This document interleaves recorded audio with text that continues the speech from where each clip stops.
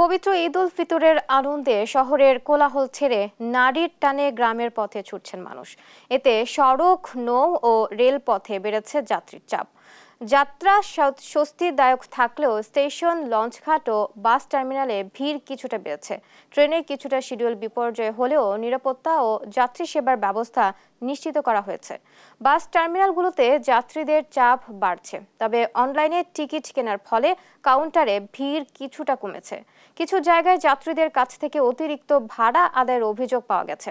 এ বিষয়ে বিআরটিএ এর mobile court অভিযান পরিচালনা করছে।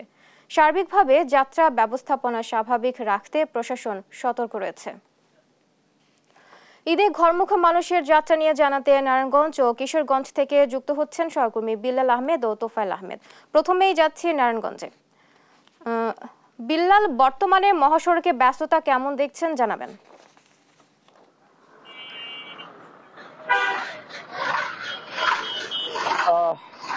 ঢাকা, চট্টগ্রাম এবং সিলেট এই দুই মহাসড়কে ঠিক আরো দুদিন আগে থেকেই কিন্তু ঘরমুখো মানুষ তাদের বাড়ির উদ্দেশ্যে ফিরছেন এবং এখন কিন্তু মহাসড়কে মানুষের যে চাপ সেটি কিন্তু আগের তুলনায় প্রায় দ্বিগুণ হয়েছে এবং আজকে দুপুরের পর থেকেই মূলত এই মহাসড়কে বিপুল পরিমাণে মানুষ এবং যানবাহন নারায়ণগঞ্জের অংশ পার হবে এমন কিন্তু হাইওয়ে পুলিশের পক্ষ থেকে আমাদেরকে জানানো হয়েছে।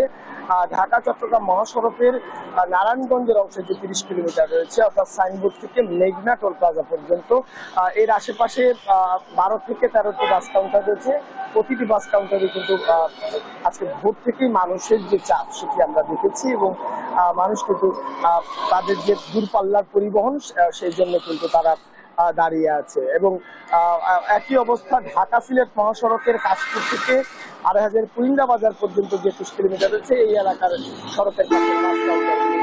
তবে ঢাকা সিলেট মহাসড়কে যানবাহন চলাচল করছে ধীরগতিতে, কারণ এই সড়কটিতে 4 লেনের কাজ চলছে এবং সড়কের বিভিন্ন জায়গাতে যে ব্যাটারি চালিত ছোট ছোট যানবাহন রয়েছে সেগুলো চলাচল করছে।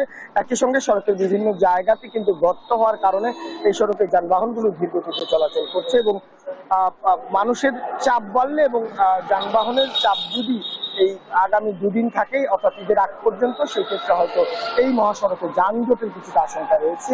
তবে ঢাকা সিলেট মহাসড়কের কোথাও আসলে যানজটের আশঙ্কা এখন পর্যন্ত নেই। তার কারণ হচ্ছে মহাসড়কটিতে বিভিন্ন জায়গাতে যে ইউটার্ন নির্মাণ করা হয়েছে এবং সব মিলে প্রায় 17টি স্থানে হাইওয়ে পুলিশের সদস্যদের অবস্থান থাকার কারণে এই সড়কের যানবাহন চলাচল একেবারেই স্বাভাবিকভাবে রয়েছে। তবে যেটি আশঙ্কা করা হচ্ছে যে এই মহাসড়কের মেঘনা টোল প্লাজাতে সেখানে যদি যানবাহনের বাড়তি চাপ থাকে এবং সে যানবাহনগুলোকে যদি এই টোল প্লাজা এলাকা দিয়ে দ্রুত পারাপার করা না যায়, সেক্ষেত্রে হয়তো মেঘনা টোল প্লাজাতে কিছুটা যানজট হতে পারে এবং সেই যানজট কিন্তু আশেপাশের এলাকা অর্থাৎ এই ঢাকা চট্টগ্রাম মহাসড়কের যে নারায়ণগঞ্জের অংশ রয়েছে সেখানে ছড়িয়ে পড়তে পারে। তবে এর বাইরে আসলে তেমন আর কোনো যানবাহন চলাচলের যে ধীরগতি বা নির্বিঘ্নে যান চলাচল করতে পারছে না সেই বিষয়টি কিন্তু এখন পর্যন্ত নেই।